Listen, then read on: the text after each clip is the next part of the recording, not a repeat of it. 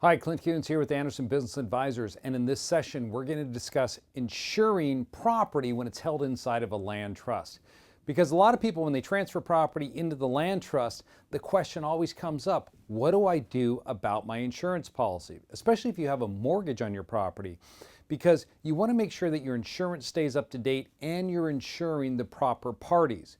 Because when title leaves your name, if you recall, if you look at your policy, you're one of the named insureds on the policy. Now, when the property is no longer held in your name and it's held in the trust, you're going to need to change that.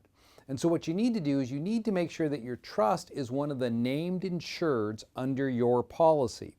Now, in addition to that, you should look at naming your limited liability company as an additional insured under the policy. So there's two things that we're looking at there with a land trust.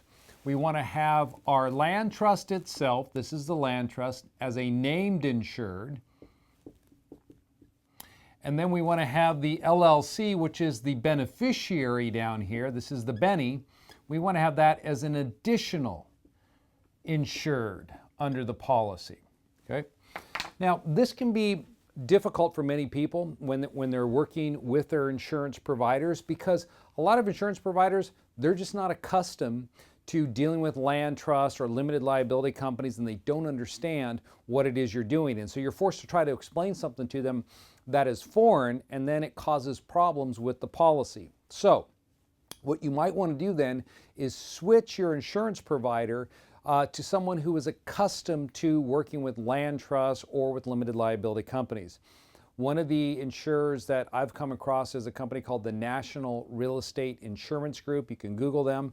I've talked to some of their individuals before, their representatives, and those clients of mine that I know that use them said they have no problem having this type of arrangement set up, that they understand land trusts, they understand limited liability companies, and they set the policies up the right way, and you're not going to get pushback. I even understand that with umbrella policies, this is a question that comes up a lot. Now that I've set up a land trust and an LLC, do I need to maintain an umbrella policy? Well, you should. I mean, personally, you should have an umbrella policy. And then on top of that, if you were looking at some type of cross insurance across all of your structures here, an umbrella policy, they may be able to do that as well as some additional insurance that you can have, even though you have multiple entities. This wouldn't work with, say, a State Farm. I've tried it before, and they just look at you and they say, I've never heard of this before. We don't issue those types of policies. So when it comes to insuring, make sure you get your land trust set up as a named insured and name the limited liability company as an additional insured under the policy. My name is Clint Coons with Anderson Business Advisors.